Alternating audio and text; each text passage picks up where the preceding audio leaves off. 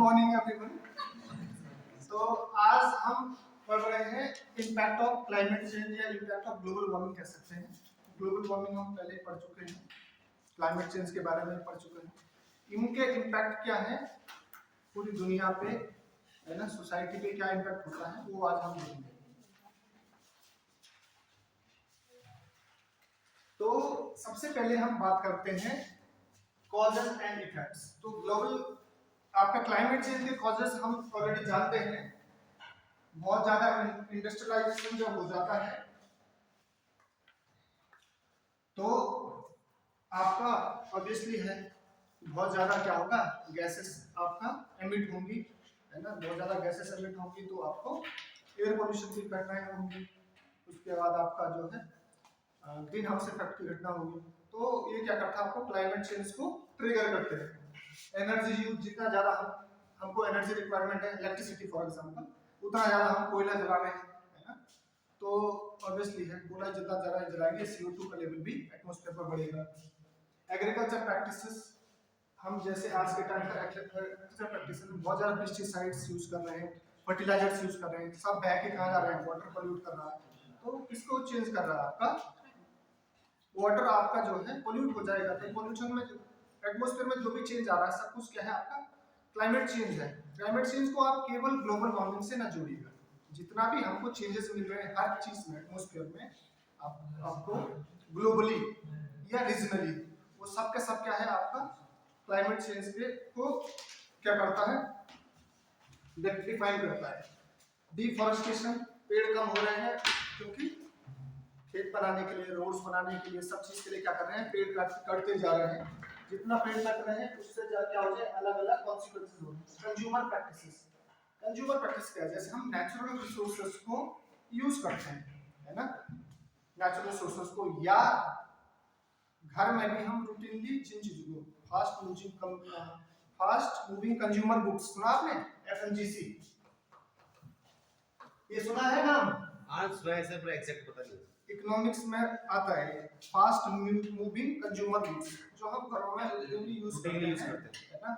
तो FMGC जो है क्या कर रहे हैं, बहुत सारा सामान हम बाहर से आ रहे हैं, वो चीजों की वजह से अदर कॉन्सिक्वेंस, जैसे बहुत ज्यादा आप अगर मार्केट से खरीद के खाते हैं, हर कोई पैकिंग है किसी न किसी चीज की, यस सर, फिर उसका पूरा प्लास्टिक बन के आप फेंक देते हैं, है ना। तो कंज्यूमर प्रैक्टिसेस आज ऐसी हो गई हैं, कहीं ना कहीं क्या कर रहा है, क्लाइमेट चेंज के लिए क्या है, रिस्पॉन्सिबल है। प्लास्टिक समुद्र में जा रहा बह के, फिर आपको जो है वाटर पोल्यूशन की समस्या या मरीन एनिमल्स की लाइफस्टाइल चेंज हो जाती है। लाइफ स्टॉक, ज्यादा जानवर होना भी प्रॉब्लम है, क्योंकि ज्यादा जानवर होंगे तो ज्यादा घास आपको खिलाना पड़ेगा। ज्यादा घास खिलाने के लिए आपको क्या करने पड़ेंगे, पेड़ काटने हैं, ज्यादा पेड़ काटने पड़ेंगे, है ना। केवल ग्रेजिंग नहीं होती है, उसके अलावा पेड़ भी काटे जाते हैं घास के लिए। ट्रांसपोर्ट है, ट्रांसपोर्ट में ऑब्वियसली है क्या यूज होता है, आपका फॉसिल फ्यूल यूज होता है, इसलिए जो है आपका रिसोर्स एक्सट्रैक्शन कि बहुत ज्यादा हम किसी चीज को क्या करते हैं, रिसोर्स एक्सटेंशन करते हैं। जैसे अगर चाहे खदान ही खोदे, है ना, कोयले की, तो वो एरिया क्या हो जाता है, फ्रजाइल हो जाता है ना, हो जाता है नहीं। Yes sir. या अगर आप कोई भी चीज जंगल से ही क्या आप निकालें, नेचुरल रिसोर्सेज से ही निकालें, बहुत सारी चीजें जैसे कई सारी जड़ी बूटियां होती हैं, लोगों ने इतना ज्यादा उनको क्या करें, इलीगल एक्सट्रैक्शन कर लिया, उसकी वजह से भी क्या हो जाते हैं, वो एक्सटिंक्ट हो जाती है, बायोडायवर्सिटी को लॉस हो जाता है। पॉल्यूशन ऑब्वियसली है, ये सारे कहीं ना कहीं रिलेटेड होते हैं पॉल्यूशन से। तो ये सब के सब कॉजेज हैं। इफेक्ट्स क्या है, इनके बारे में आज हम बात करेंगे, क्या क्या इफेक्ट्स हैं। सबसे पहले टेम्परेचर राइज, तो क्लाइमेट चेंज का सबसे बड़ा जो दिखता है दुनिया में वो क्या है, ग्लोबल वार्मिंग है, टेम्परेचर राइज होती है, सी लेवल बढ़ रहे हैं, है ना। समुद्र के किनारे जितने भी शहर हैं सबके सब क्या हो रहे हैं, आजकल वल्नरेबल हो गए हैं सिंकिंग के लिए, डूबने के लिए कुछ सालों में, है ना। इस सदी में नहीं तो अगले सदी में, जैसे ग्लोबल टेम्परेचर बढ़ता जाता है।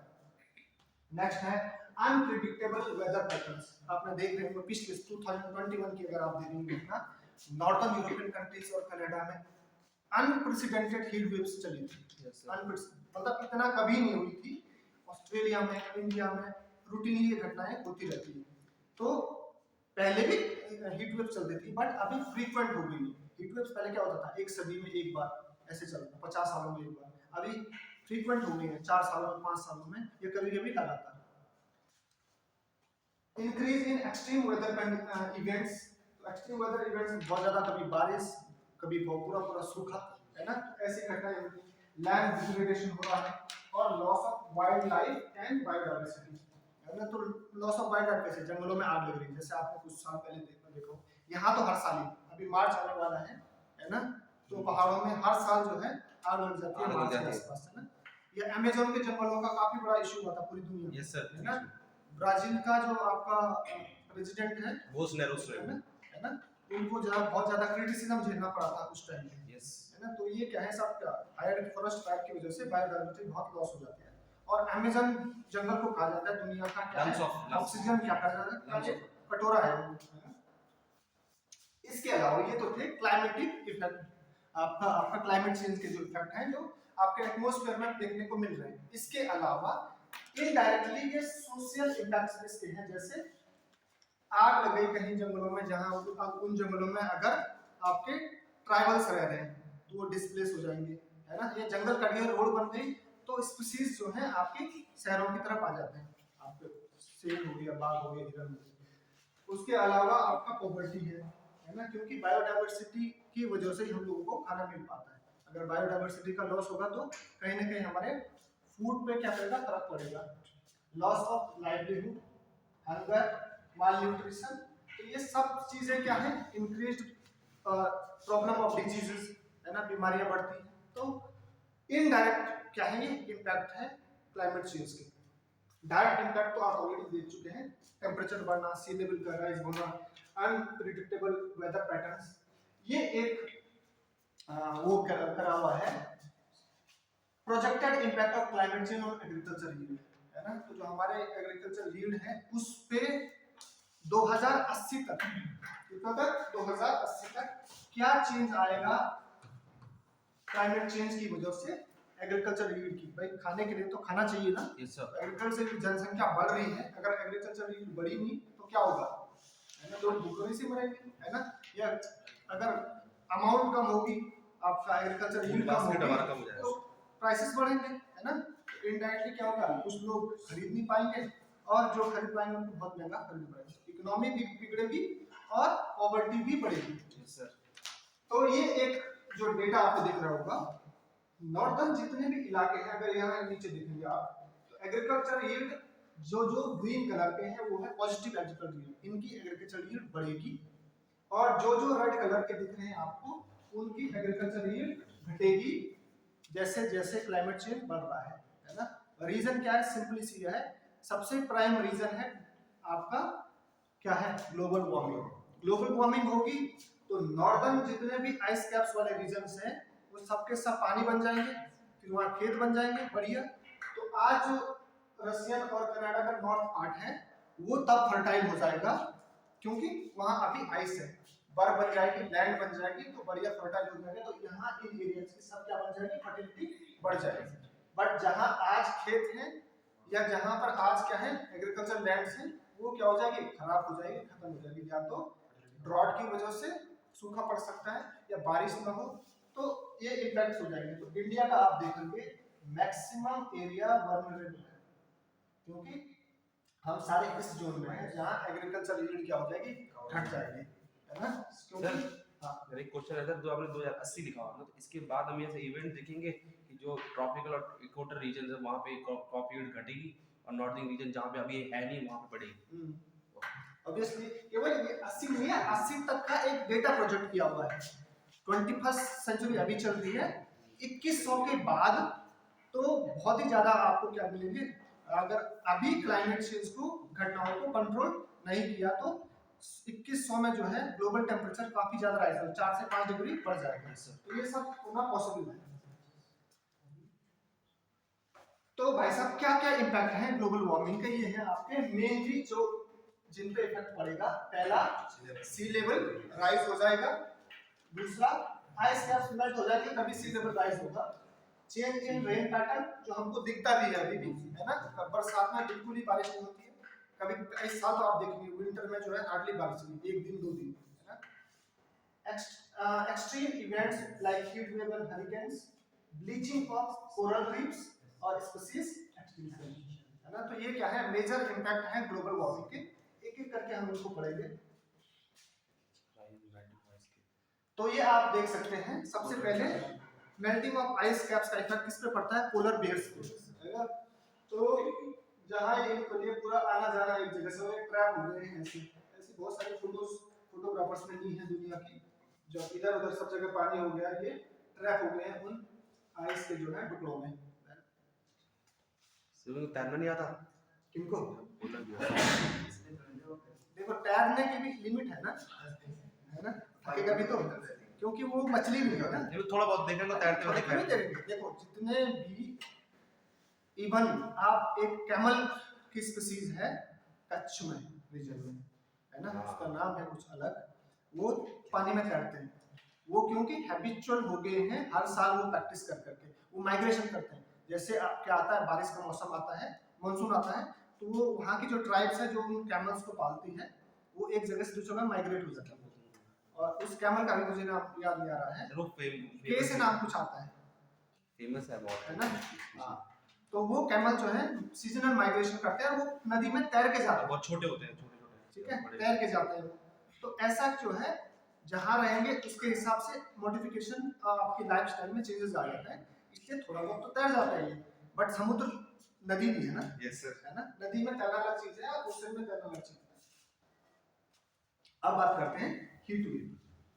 हीट वेव आपका जो है बहुत ही ज्यादा जो है चर्चाओं में है पिछले 2 सालों में, क्योंकि एक्सट्रीम वेदर इवेंट का एक ये क्या है नजराना है।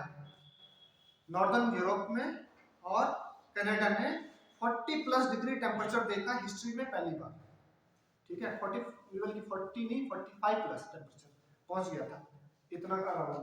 तो हीट वेव के लोग अलग अलग डेफिनेशन देते हैं।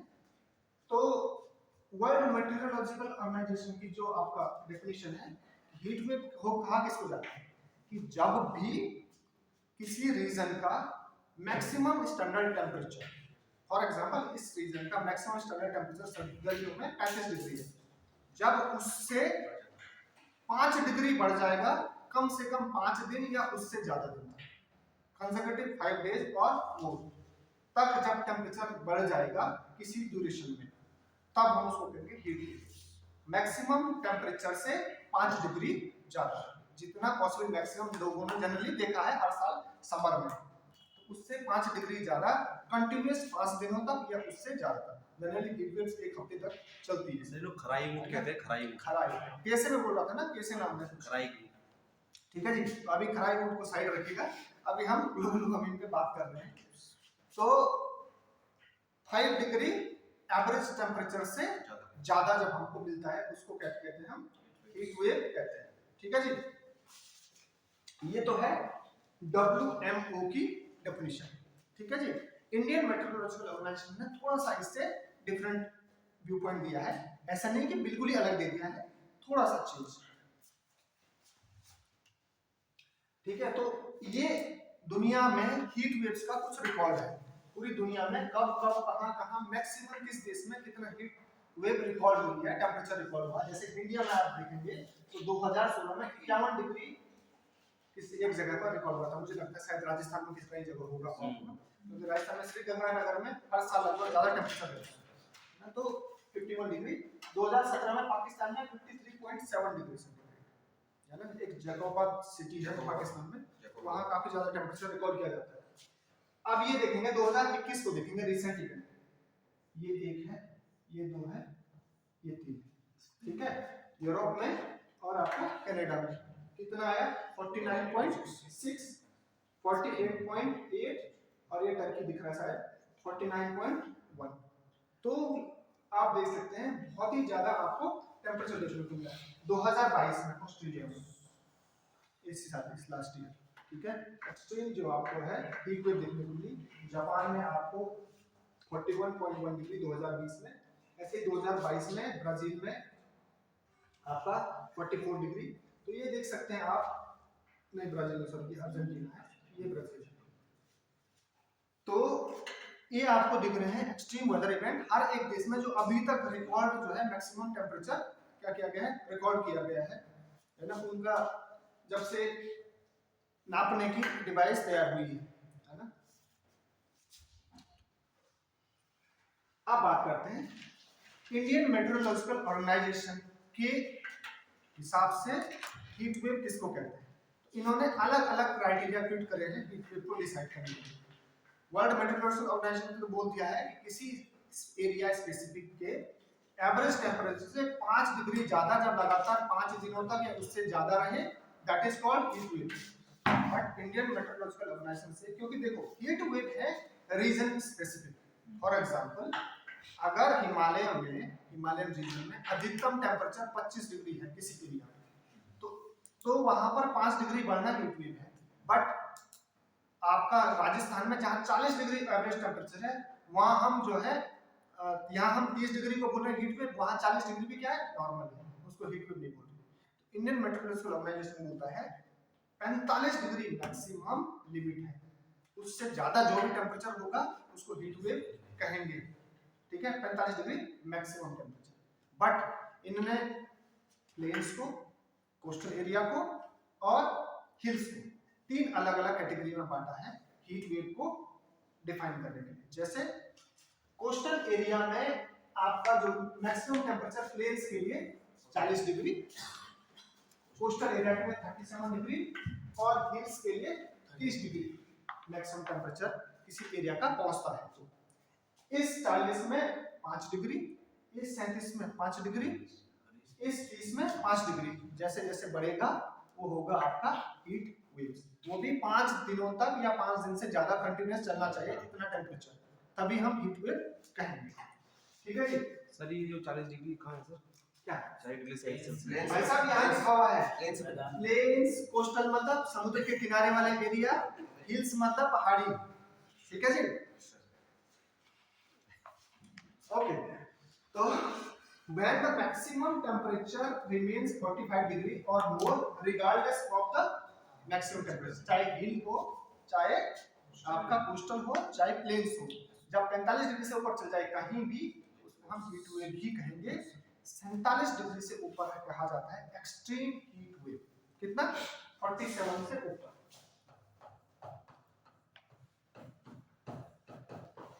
एक्सट्रीम हीट वेव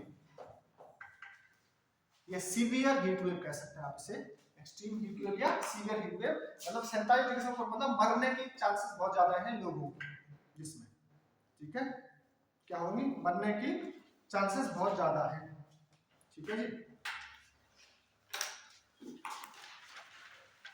आप ये बोल रहे हैं हीट वेव का इम्पैक्ट केवल सिटीज तक ही सीमित नहीं है, कुछ स्पेशल एरियाज में भी हीट वेव जाती है। वो कौन से एरिया है? उनको एक नाम दिया गया है urban heat islands. Urban heat islands क्या कहते हैं? कोई स्पेसिफिक रीजन किसी शहर में, देखो शहर बहुत बड़ा है बट किसी रीजन में टेम्परेचर बहुत ज्यादा, किसी रीजन में टेम्परेचर बहुत कम। ऐसा होता क्यों है? उस रीजन को फाइंड आउट जब किया, उन्होंने उसको नाम दिया अर्बन हीट आइलैंड।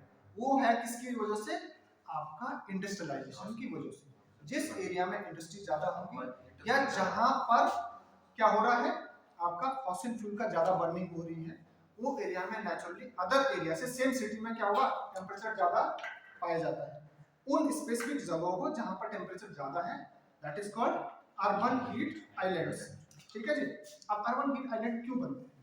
एक तो मैंने बता दिया कि जहां पर इंडस्ट्री ज्यादा होंगी, आपका जो है एमिशंस ज्यादा होंगे, ऑब्वियसली है, गर्मी होने के रीजन है। दूसरा, सड़कें जो होती है ना, इसमें असफाल्ट डाला जाता है। ये जो काला आपको दिखता है रोड पे, इसको आप लोकल भाषा में बोलदार बोलते हैं। बोलदार। एक्चुअली साइंटिफिकली उसको कहते हैं एस्फाल्ट। ठीक है, तो वो जो होता है बहुत ही ज्यादा हीट अब्सॉर्ब करता है। ठीक है, ब्लैक बॉडी रेडिएशन आप सुनते हैं ना, काली चीज हीट को ज्यादा अब्सॉर्ब करती है।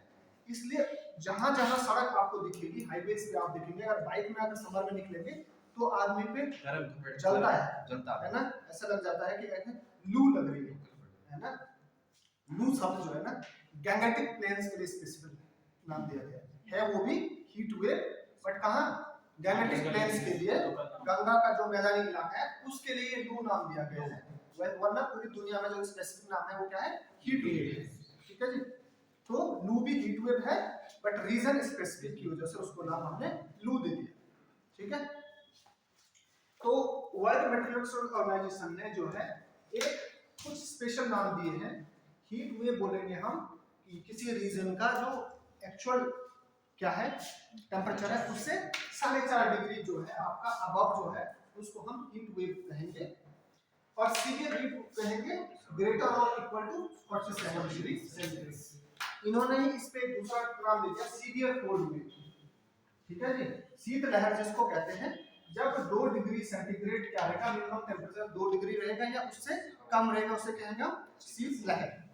ठीक है जी, तो कोल्ड वेव भी किसको कहेंगे, 4.5 डिग्री सेंटीग्रेड एवरेज टेम्परेचर से जब कम हो जाता है, 2 डिग्री ना भी हो, 2 डिग्री होगा तो ऑटोमेटिकली कोल्ड वेव कही जाएगी, है ना, शीत लहर। बट किसी एरिया में सपोज 10 डिग्री टेम्परेचर है और 10 डिग्री से भी वो घट के कितना आ जाता है, 6.5 आ जाता है ना, 6.5 5.5 आ जाता है, तो क्या आ जाएगा, उसको भी हम क्या कहेंगे, कोल्ड वेव कहेंगे। सर जो हीट वेव की आप जैसे बात कर रहे हैं ना सर, तो ये जो अभी बोलेंगे तो आपने बोला कंटिन्यू 5 डेज तक, कंटिन्यूअस 5 डेज तक अकॉर्डिंग टू IMD। तो आप कहेंगे जी क्या फर्क पड़ रहा है हीट वेव्स का, तो ग्लोबल एवरेज टेम्परेचर जो 1900 से लेकर अब तक जो बढ़ा है वो बढ़ा है 1.3 डिग्री सेंटीग्रेड। बट इंडिया का ग्लोबल जो आपका एवरेज टेम्परेचर है तब से अब तक 2 डिग्री बढ़ चुका है। इसलिए हम जो है ग्लोबल वार्मिंग के या क्लाइमेट चेंज के लिए बहुत ही ज्यादा सेंसिटिव है, पोटेंशियल इंडियन रीजन बहुत ही ज्यादा पोटेंशियल है। इसलिए गवर्नमेंट का भी ये टारगेट रखा हुआ है कि कम से कम हम एमिशन करेंगे तो जाके हम क्या करेंगे, अगले 20 सालों में 30 सालों में बाकी दुनिया के लेवल पर आ पाएंगे। क्योंकि जहां 1.3 बाकी जगह हुआ है, हमारा ऑलरेडी 2 डिग्री इंक्रीज हो गया है पिछले 100 सालों में। अब उसको रोकना है, तो उसको रोकने के लिए क्या करना है, आपको जो प्रैक्टिसेस हैं हमारी यूजुअल अभी तक जो चलती आ रही थी, चाहे इंडस्ट्रियल हो, चाहे वेहिकुलर पॉलिसी हो, चाहे एनर्जी कंजप्शन हो, वो सब में को क्या करना है, हमको चेंज करना है कि एमिशन कम से कम हो। ओके, तो अब बात करते हैं अर्बन हीट आइलैंड, जो मैं अभी थोड़ी देर पहले बात कर रहा था। तो अर्बन हीट आइलैंड ये आप देखेंगे ये हीट वेव है, कुछ कुछ जगहों में ये ऊपर उठी हुई है। ठीक है, तो जिन जिन जगहों पे ये ऊपर उठी है इसका मतलब क्या है, वहां पर एमिशन लेवल ज्यादा है।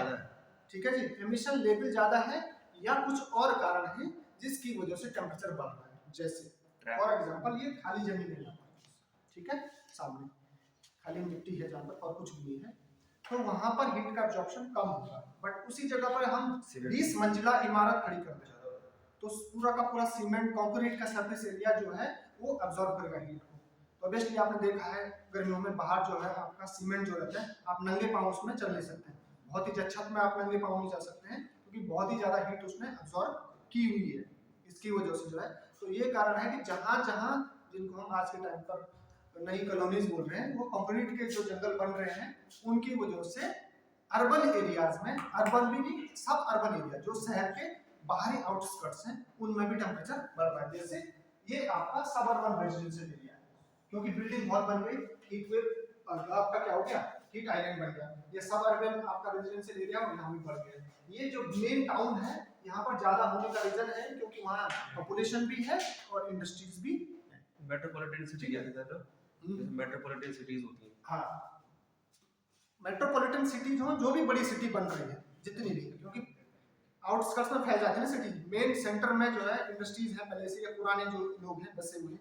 अब जो नए लोग आते हैं बसने के लिए शहरों में, कहाँ जाते हैं, सब अर्बन एरिया जिसको कहते हैं हम, जो या तो शहर की म्युनिसिपैलिटी के बॉर्डर पे होता है या उससे बाहर होता है। जैसे दिल्ली एनसीआर में गाजियाबाद का रीजन, ठीक है, दिल्ली एनसीआर का पार्ट है बट दिल्ली का पार्ट नहीं है, वो यूपी में आता है। बट पॉपुलेशन वहां तक क्या हो गई है, बिल्डिंग्स बन गई है, वहां तक क्या हो गया, रेजिडेंशियल एरियाज बन गए हैं और बड़ी बड़ी बिल्डिंगें बनाई हुई हैं, आपने देखा होगा, है ना। तो सबके सब क्या कर रहे हैं, कंट्रीब्यूट कर रहे हैं ना हीट आइलैंड बनाने में। तो जितने ज्यादा सीमेंट के बिल्डिंग्स उतने ज्यादा हीट आइलैंड। अब आते हैं कॉजेस बिहाइंड हीट आइलैंड, ये क्यों बन रहे हैं। तो सबसे पहले तो जैसे मैंने अभी आपको बताया, हीट ट्रैपिंग कंक्रीट जो आपको जो सड़कों को बनाने में जो है, अब आपने देखा होगा कि बहुत जगह नई सड़कें जो बन रही है ना वो सीमेंट से बन रही है।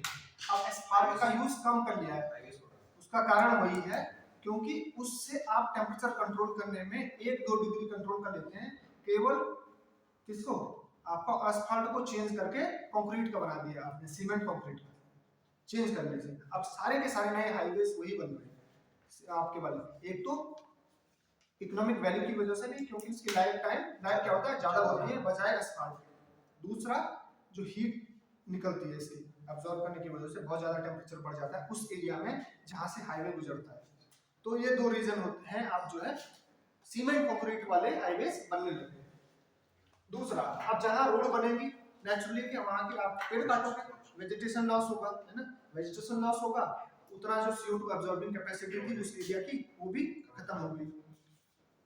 आगे, high rise building offer more surface area for heat absorption. जैसा भी बोला था, जितनी बड़ी बिल्डिंग उतनी ज्यादा हीट एब्जॉर्ब करेगा, उतना ज्यादा उस एरिया में पर्टिकुलर क्या होगा, हीट आइलैंड्स बन जाएंगे। High pollution level and high concentration of green house gases, ठीक है, थर्मल पावर प्लांट से जो CO2 निकल रहा है, ये सब के सब क्या करेगा, उस पर्टिकुलर एरिया को क्या करेगा, हीट करेगा। ग्लोबली तो कंट्रीब्यूट कर ही रहा है, बट एक शहर में आपको अलग अलग टेम्परेचर डिफरेंस मिल रहा है, तो उसका कारण क्या है, ये हीट आइलैंड्स, और हीट आइलैंड्स के रीजन क्या है, आपको सब अलग अलग दिख रहे हैं। ठीक है जी। Cooling appliances like air conditioner. Air conditioner क्या करता है, आपके घर को तो ठंडा करता है, बट गर्म हवा कहाँ भेजता है, बाहर भेजता है। तो अगर एक सोसाइटी में, खासकर जहाँ रेजिडेंशियल सोसाइटी बनी हुई है, आपकी 10-12 बिल्डिंग बनी हुई है 20-20 मंजिला, हर एक फ्लैट में एक एक दो क्या लगे होंगे, एयर कंडीशनर्स लगे हैं, सारे के सारे हीट कहाँ भेज रहे हैं, बाहर भेज रहे हैं। इसलिए क्या बन जा रहे हैं, हीट आइलैंड्स बन जा रहे हैं। तो आपको उस पर्टिकुलर एरिया में ऐसी पीक मिल रही है टेम्परेचर की। अब बात करते हैं एल्बिडो इफेक्ट। एल्बिडो आप जानते हैं ना, यस सर, रेडिएशन को रिफ्लेक्ट करने की जो टेंडेंसी होती है, दैट इज एल्बिडो। तो हर एक मटेरियल का अलग अलग क्या होता है, रिफ्लेक्टिव पावर होती है। काला बहुत ज्यादा अब्सॉर्ब करता है, रिफ्लेक्ट कम करता है। आपका कलरफुल कपड़े जो होते हैं गर्मियों में कहते हैं ना, कलरफुल कपड़े पहनिए, क्योंकि वो अच्छा क्या करते हैं, रिफ्लेक्ट करते हैं, व्हाइट कपड़े ज्यादा है ना। तो सिमिलरली पोलर आइस का गलने का से भी एक बहुत बड़ा लॉस है हमको, रिफ्लेक्शन लाइट का कम होता है, क्योंकि दुनिया का आपका 2 पोल जो है 10-15% लगभग आइस से भरे हुए है ना। तो अगर वो सारा का सारा आइस है तो बहुत सारा हीट क्या हो जाती है, रिफ्लेक्ट हो जाती है। तो सबसे ज्यादा एल्बिडो जो होता है वो किसका होता है, फ्रेश फ्लो। आपने कभी बर्फ पड़ने के बाद गए ना, जहाँ बर्फ पड़ी है, आंखें जो धुंधला जाती है, जैसे पहनते हो, देखा ना, गॉगल्स पहनते हो ना? देखिए, यस सर, फ्रेश स्नो के बाद गए हो किसी एरिया में, मैं भी गया। जो नहीं गए हैं तो कभी जाने का मौका मिले तो जरूर जाइए, है ना। बहुत ही ज्यादा आंखों पे क्या लगती है, चमकती है ना। हम हमारे एरिया में तो बर्फ पड़ती है, पर हमें तब पता नहीं था कि ये क्या कारण है, हाँ, है ना।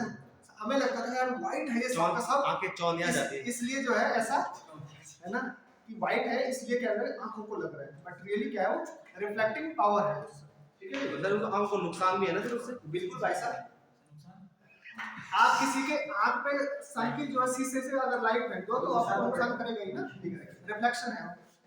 नेक्स्ट है थिक क्लाउड। इससे तो फोटो भी अच्छी आती है।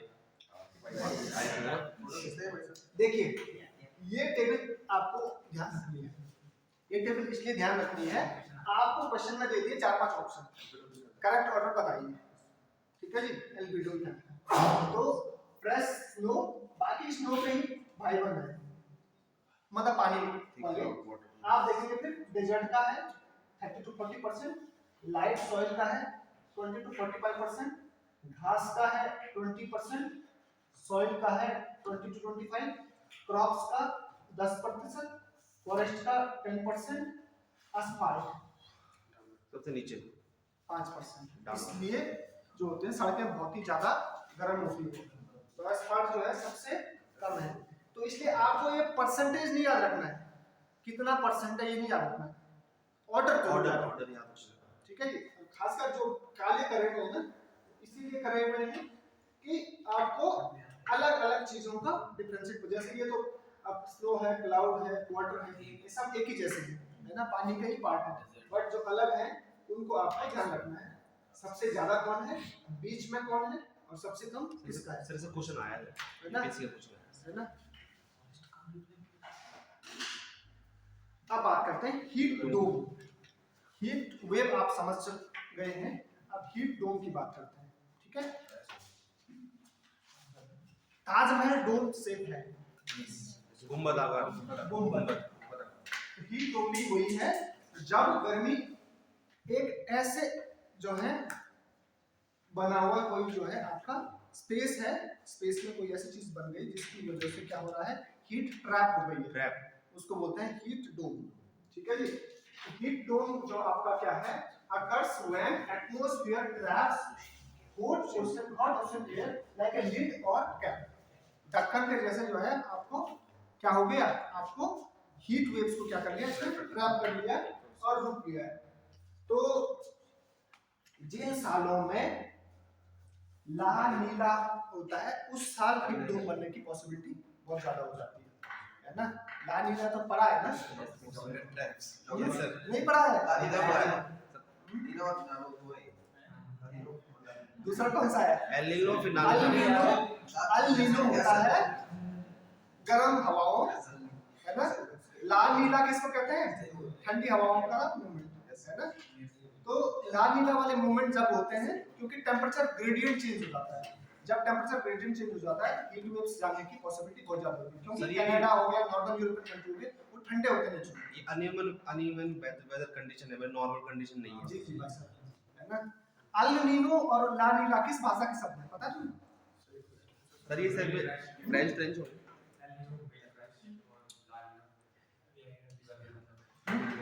किस भाषा के हैं देख लेना, फ्रेंच के है ना। ग्रीक या फ्रेंच में से एक कोई है, ठीक है।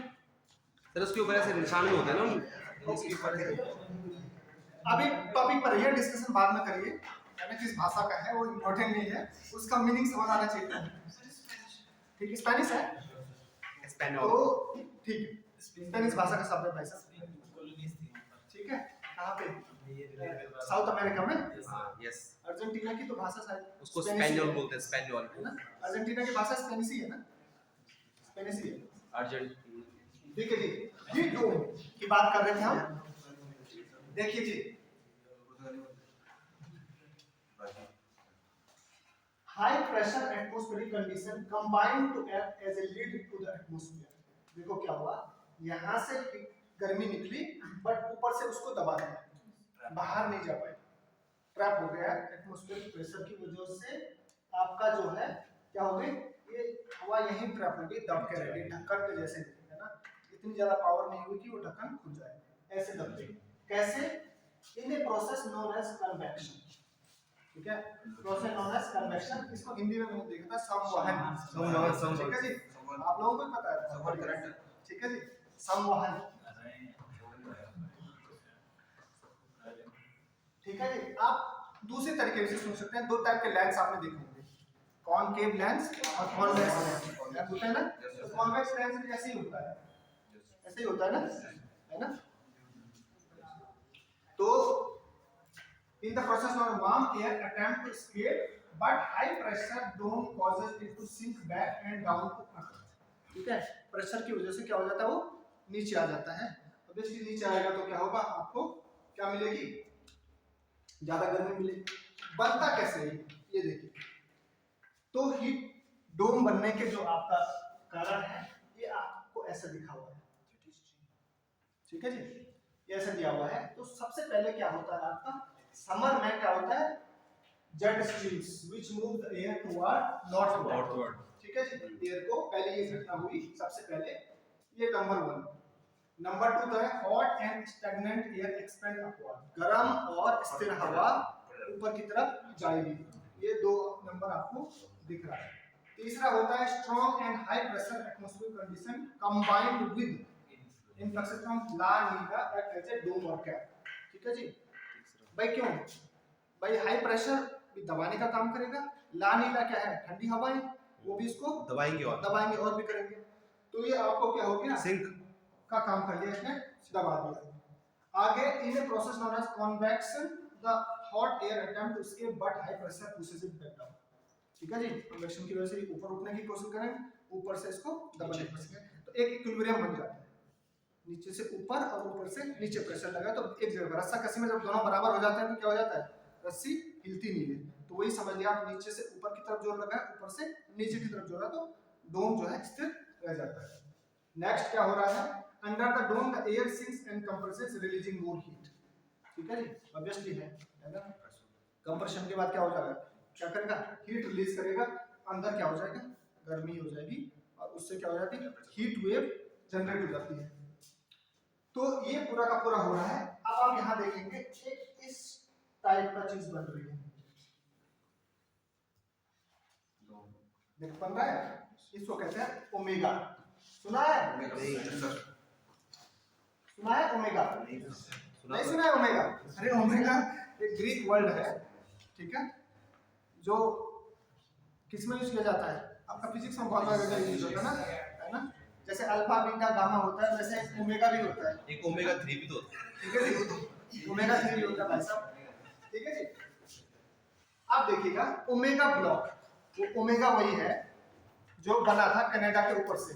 यहाँ पर आपको फोटो दिख रही है, ये यहाँ कनाडा वाला रीजन है, यहाँ से ऐसे आके ये एरिया बन गया। इस पूरे एरिया में हीट वेव बहुत ही खतरनाक चलेगी।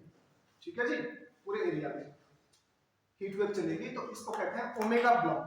क्या बोलते हैं, क्योंकि उसकी शेप कैसी है, ओमेगा के जैसी है। होता क्या है omega block, blocking pattern in atmosphere which halt the west to east movement of weather. West to east movement जो करता है उसको क्या करता है, रोक देता है, नॉर्मल कंडीशन है। आगे one of the blocking pattern is called omega block, and omega block have been main culprit of the record breaking heat in Canada this summer मतलब कौन सा, 2021 में। इसकी वजह से क्या होता है, यहाँ का टेम्परेचर बहुत बढ़ गया है। ठीक है जी, अब बात करते हैं क्रायोस्फीयर। कल ये भाई साहब पूछ भी रहे थे क्रायोस्फीयर के बारे में, तो इनको शायद याद नहीं है। तो क्रायोस्फीयर क्या है, पृथ्वी का पूरा वो एरिया जहां पर पानी बर्फ की फॉर्म में पाया जाता है। ठीक है, पानी बर्फ की फॉर्म में पाया जाता है, चाहे आइस कैप्स हो, चाहे समुद्र में आइस हो, चाहे परमाफ्रॉस्ट हो, जितना भी एरिया है जहां जहां वाटर फ्रोजन फॉर्म में पाया जाता है उसको कहते हैं क्रायोस्फीयर। ठीक है जी, चाहे बर्फ पहाड़ी की चोटियों में, हिमालय में हो, चाहे आर्कटिक में हो, चाहे जहां भी हो, परमाफ्रॉस्ट हो आपका, तो जितने भी जगह पानी फ्रोजन फॉर्म में है दैट इज कॉल्ड क्रायोस्फीयर। ठीक है जी, क्रायोस्फीयर। तो क्रायो का मतलब ही वही होता है, क्या होता है, फ्रॉस्ट। क्या होता है, फ्रॉस्ट या आइस कोल्ड। ये है भाई साहब, ये सारे के सारे ग्लेशियर हो गए, आइस कैप्स हो गई, आइस बर्ग्स हो गए, आपका सी आइस हो गया, आइस शीट्स हो गया, पड़ने वाला बर्फ हो गया, ये सब का सब किसके में आता है, क्रायोस्फीयर में आता है। सी बर्ग आप जानते हो, आइस बर्ग क्या होता है, जानते हो आप? Yes sir, iceberg sir iceberg जो हमें सरफेस पे दिखता है, और सी बर्ग जो हमें जो नदी मतलब सी के नीचे होता है, वो ज्यादा बड़ा होता है सी बर्ग से। आइसबर्ग है क्या,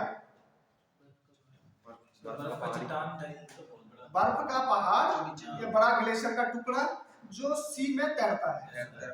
क्या करता है, सी में तैरता है, नहीं डूबा हुआ कंप्लीट, नहीं कंप्लीटली ऊपर।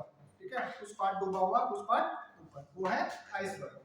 ठीक है जी, तो और परमाफ्रॉस्ट, ये सब का सब जहां जहां फ्रोजन फॉर्म में है पानी, उसको कहते हैं हम, क्या कहते हैं, क्रायोस्फीयर। सर सी वर्ग भी पूछा था सर आपने सी वर्ग भी पूछा था, उससे वो क्या होता है?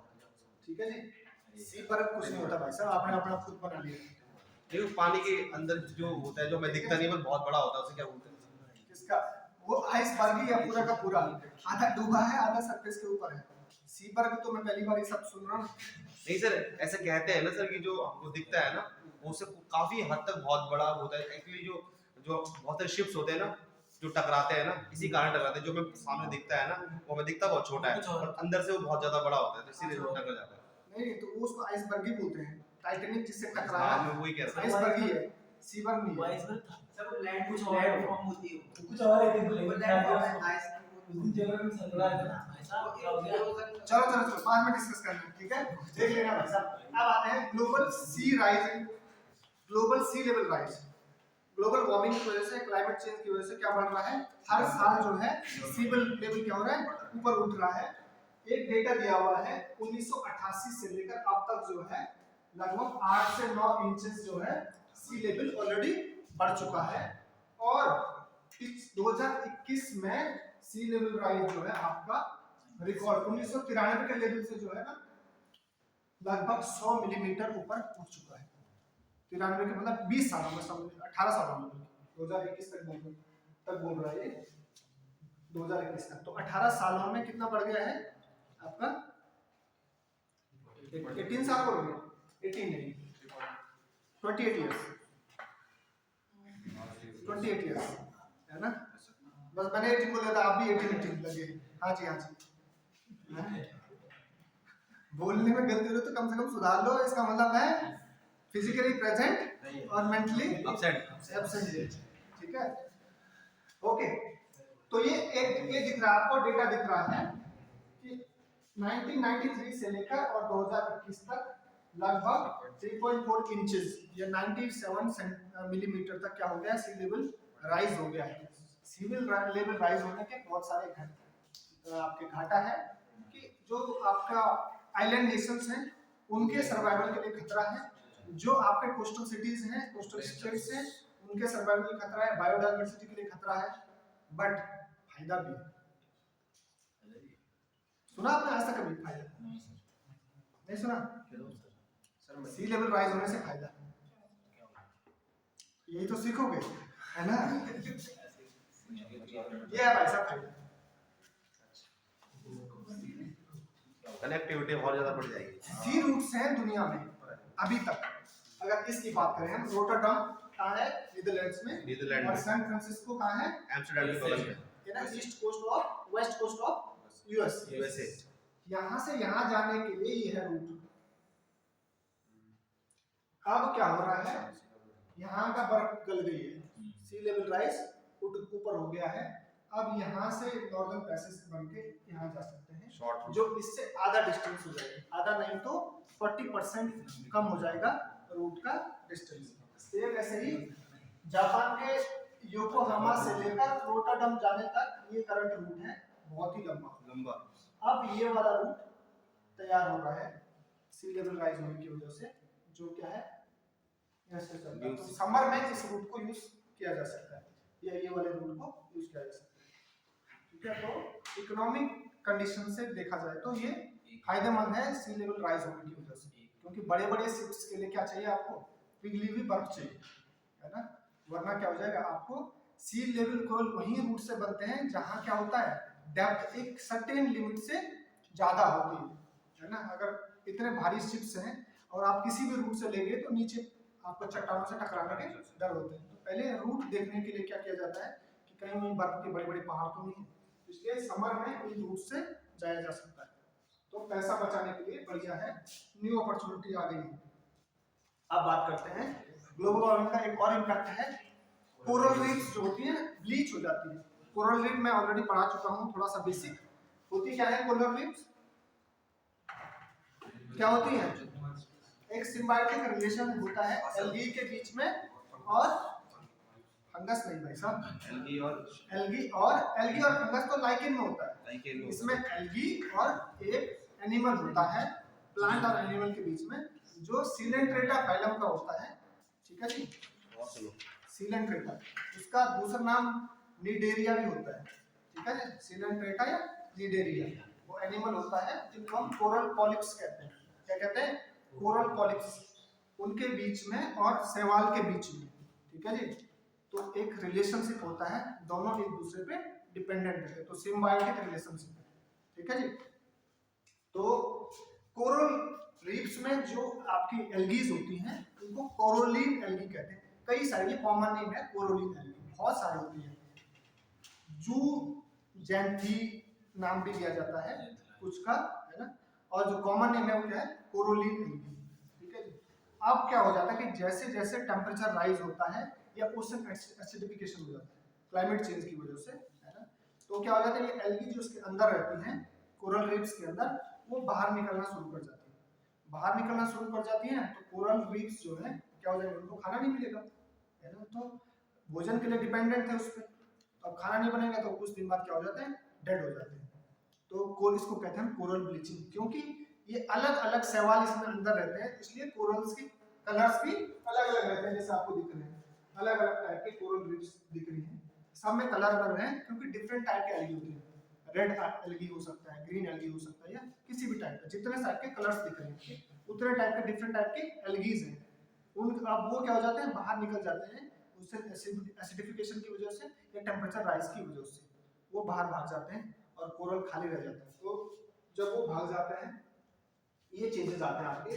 पहले नॉर्मल जब हेल्दी कोरल है ऐसा है, ये आपके अंदर जो है ये ग्रीन ग्रीन स्पॉट जो है आपको दिख रहे हैं वो क्या है, आपके एल्गी है।